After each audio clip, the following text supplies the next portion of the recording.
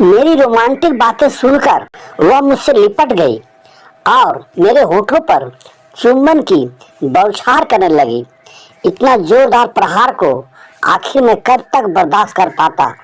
आखिर मैं भी तो एक मर्द था। मेरे पूरे बदन में तरंगे उठने लगी। ऐसा लग रहा था जैसे मेरा घोड़ा अपने अस्तबल को तोड़ फाड़ कर बाहर निकल आएगा। फिर हम दोनों अपना सूझ बूझ को खोकर वासना की आंधी में बहते चले गए। आइए दोस्तों, अब कहानी को विस्तार से सुनते हैं। दोस्तों, मेरा नाम दीपक है और यह घटना उस वक्त की है जब मैं केवल 21 साल का था। मेरी सब्जी की दुकान थी और मैं अपनी दुकान में हमेशा ताजी और अच्छी क्वालिटी की ही सब्जी रखता था और मेरा व्यवहार भी बड़ा विनम्र था, इसलिए मेरे कई बंधे हुए ग्राहक बन चुके थे।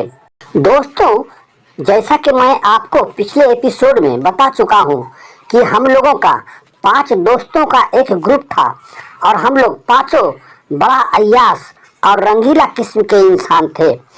जिस अय्याशी का मजा लेने के लिए लोग हजारों रुपये खर्च करते हैं, उससे भी ज्यादा मजा और अय्याशी हम लोग मुफ्त में उठाते थे, क्योंकि हम लोग सिर्फ खूबसूरत आंटी को ही अपना टारगेट बनाते थे, जिसके हस्बैंड 6 महीने या साल भर घर पर नहीं आते थे, क्योंकि ऐसी आंटी बहुत प्यासी होती हैं और बहुत मजा देती हैं और उल्टा खर्च भी करती है।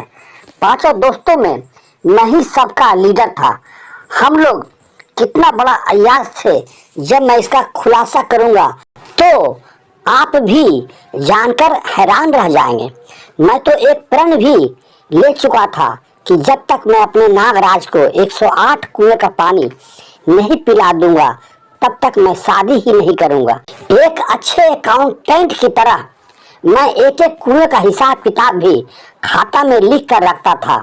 हम लोग भले ही बड़ा अय्याश थे और रंगीला थे, मगर हम लोगों में एक अच्छी बात थी कि हम लोग कभी भी वेश्यालय नहीं जाते थे, क्योंकि वहाँ HIV होने का हमेशा डर लगा रहता है।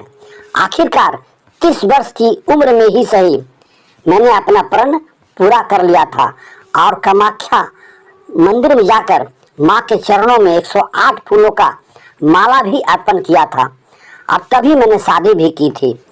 आइए दोस्तों, अब कहानी में आगे बढ़ते हैं। दोस्तों, आज की कहानी पिछला एपिसोड सब्जी वाला पार्ट 8 से जुड़ा हुआ है।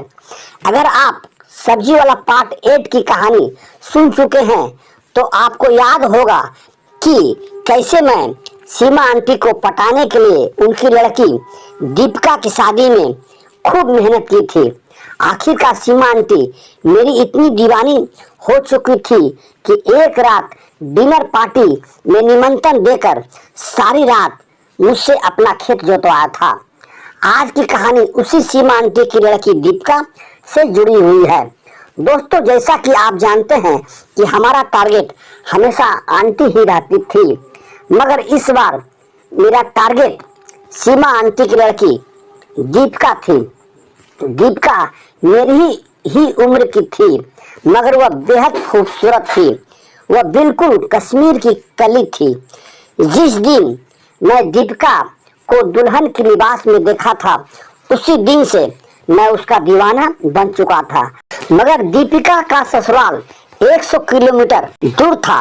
हालांकि एक बार सीमा आंटी मुझे दीपिका का ससुराल ले भी गई थी।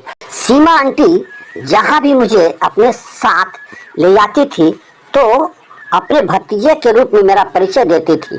बहुत चेष्टा के बावजूद भी दीपिका के साथ कोई जुगाड़ नहीं बैठ रहा था। तभी अचानक एक दिन सीमा आंटी ने मुझसे कहा, दीपक, एक सामान दीपिका को पहुंचाना है, क्या तुम पहुंचा दोगे प्लीज? दीपिका का नाम सुनते ही मेरे मन में तो लड्डू फूटने लगे। मैंने कहा, आंटी जी, आपने मेरे लिए कितना कुछ किया है, तो क्या मैं आपका एक छोटा सा काम भी नहीं कर सकता हूँ? आप आदेश देकर तो देखिए। फिर आंटी ने मुझसे फोन पर दीपिका से बात करवाई। दीपिका ने कहा, दीपक भैया, परसों रविवार है, आप परसों चले आइए। रविवार को सभी लोग घर पर ही रहेंगे। फिर उसने कहा, दीपक भैया, यहाँ पर बहुत कुछ देखने की चीज है, इसलिए अगर संभव हो तो एक आध दिन का समय भी हाथ में लेकर आइएगा। मैं आपको पूरा घुमा दूंगी, आपको अच्छा लगेगा। दीपिका की बातें सुनकर तो मेरे मन में लड्डू फूटने लगे थे। दीपिका के ससुराल वाले बिजनेसमैन थे। उनको एक बड़ा सा कपड़े की दुकान थी जो उनके ससुर और पति चलाते थे। वे लोग खुशहाल थे। उनका अपना मकान था जिसमें नीचे के तल्ले में उनके सास ससुर रहते थे और ऊपरी तल्ले पर दीपिका अपने पति के संग रहती थी। सामने रविवार को मैं दीपिका के घर सुबह 10 बजे पहुंच चुका था। वहां पहुंचने पर मेरा अच्छा स्वागत हुआ था। उसके सास ससुर को मैंने पैर छूकर प्रणाम किया था। दीपिका के ससुराल में सीमा आंटी तो पहले ही बता चुकी थी कि मैं उनका भतीजा लगता हूँ, इसलिए दीपिका के हस्बैंड मेरे साथ साला जैसा ही व्यवहार कर रहे थे। दीपिका अपने हस्बैंड से बोली, आज तो आपकी दुकान बंद है तो शाम को चलिए ना, थोड़ा दीपक भैया को घुमा फिरा देंगे। इस पर दीपिका के हस्बैंड ने कहा, दीपिका प्लीज तू भी चला जाना, थोड़ा घुमा देना, क्योंकि आज मेरे एक दोस्त ने मुझे बुलाया है, इसलिए मैं तुम लोगों के संग नहीं जा पाऊंगा। फिर दीपिका के हस्बैंड ने मुझसे कहा, दीपक जी आप बिल्कुल चिंता मत कीजिए, दीपिका को यहाँ की हर एक चीज की जानकारी है और वह मुझसे भी अच्छा आपको घुमा कर ले आएगी। दीपिका के हस्बैंड की बात सुनकर तो मेरा दिल खुशी से झूमने लगा। मैं मन ही मन भगवान को शुक्रिया अदा करने लगा। फिर मुझे शाहरुख खान का वह डायलॉग याद आ गया जिसमें उन्होंने कहा था कि अगर तुम किसी चीज को पूरी शिद्दत से अगर चाहो तो पूरी कायनात उसको पूरा करने में लग जाती है। उस दिन शाम को हम दोनों खूब घूमे फिरे और एक अच्छा सा रेस्टोरेंट में खाना भी खाए। रेस्टोरेंट का बिल मैं दे रहा था मगर दीपिका ने मुझे देने नहीं दिया। रेस्टोरेंट में खाने के बाद हम लोग पास के ही एक पार्क में बैठकर खूब बातें की। मैंने कहा, दीपिका तुमको बहुत बहुत शुक्रिया जो तुमने मुझे इतना अच्छा से घुमाया फिराया। उसने कहा, दीपक भैया आप जितना मेरी शादी में मेहनत किए उसके तुलना में तो यह कुछ भी नहीं है। फिर मैंने कहा, दीपिका तुम तो बहुत नसीब वाली हो जो तुमको इतना अच्छा ससुराल मिला है। दीपिका बोली, दीपक भैया मेरे ससुराल वालों के पास पैसा तो बहुत है मगर इनके पास समय नहीं है। आप देखिए ना, अगर उनके पास समय होता तो क्या वो हम लोग संग नहीं आते। उनसे पैसा जितना भी मांग लो मगर समय मत मांगो। ये सभी सिर्फ पैसा के पीछे भागने वाले लोग हैं। इन लोगों को अपनी बीवी की फीलिंग से कोई मतलब नहीं है। जो चीज ऊपर से जितना सुंदर दिखता है यह जरूरी नहीं कि वह अंदर से भी उतना ही सुंदर हो। फिर वह बोली, खैर छोड़िए इन बातों को, आप अपने बारे में बताइए, आप शादी कब कर रहे हैं। मैं बोला, अभी हमारी शादी करने में देरी है। वह बोली, ठीक है मगर कोई गर्लफ्रेंड तो जरूर बनाए होंगे। मैं बोला, नहीं अभी तक तो ऐसी कोई मिली ही नहीं। वह बोली, ऐसी कोई मिली ही नहीं मतलब कैसी लड़की चाहिए आपको। मैं तपाक से जवाब दिया, बिल्कुल तुम्हारी तरह। वह शर्मा गई और बोलने लगी, ऐसी क्या बात है मुझ में जो आपको मेरी तरह लड़की चाहिए। मैं बोला, जब से तुमको देखा है कोई लड़की जचती ही नहीं है। मैं बोला, दीपिका तुमको पता भी नहीं है कि तुम कितनी खूबसूरत हो। मुझे पता था कि औरतें अपनी खूबसूरती की तारीफ सुनना बहुत पसंद करती है और इसी मंत्र को आजमा कर मैं कई आंटी को पटा कर उनकी खेत की जुताई भी कर चुका था मगर दुनिया की नजरों में मैं बिल्कुल शरीफ और मासूम बनकर रहता था। फिर मैं बोला कि तुम जो बोली कि इनको अपनी बीवी की फीलिंग से कोई मतलब नहीं है, उसी पर मैं बोल रहा हूँ कि अगर तुम मेरी बीवी होती ना तो मैं तुम्हें अपनी पलकों पर बिठा कर रखता। आजकल इतनी सुंदर लड़कियां मिलती कहाँ हैं। वह मेरी बातों पर शर्मा गई। फिर मैं बोला, तुमको देखकर तो सिर्फ एक ही गाना दिल से निकलता है और वह है, तुझमें रब दिखता है रब्बा मैं क्या करूं। फिर दीपिका बोली, इतना तारीफ तो आज तक मेरा हस्बैंड भी कभी नहीं किए।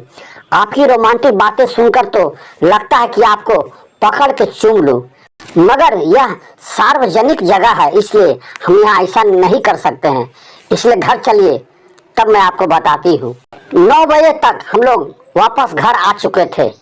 2 तल्ला पर जाकर वह मुझे अपने बेडरूम में ले गई और मुझसे लिपट गई।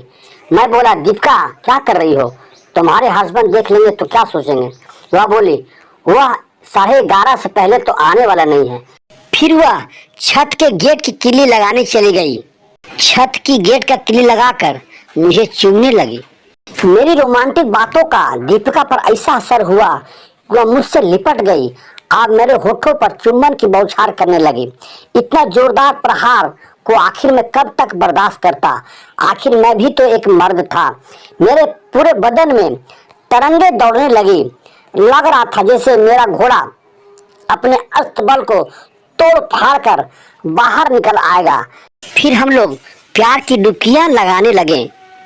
उस रात ऐसी आंधी चली कि हम दोनों अपने सुध-बुध को खोकर उस आंधी में बहते चले गए। फिर हम दोनों को यह भी होश नहीं रहा कि हम दोनों कब और कैसे अपनी हद को पार कर गए। उसके हस्बैंड के आने के पहले हम लोग 2 राउंड क्रिकेट खेल चुके थे। दीपिका बहुत संतुष्ट दिख रही थी क्योंकि खेल के अंत में उसने मुझे एक जबरदस्त किस दिया था। वह इतनी खूबसूरत और सेक्सी थी कि उसका वर्णन करने के लिए मेरे पास शब्द नहीं है। दोस्तों, इसके आगे भी बहुत सी रोमांटिक कहानियां आपका इंतजार कर रही हैं, इसलिए चैनल को सब्सक्राइब करके रखें ताकि उसका भी नोटिफिकेशन आपको पहुंच सके और उसका भी आप मजा ले सकें। तब तक के लिए शुक्रिया और धन्यवाद।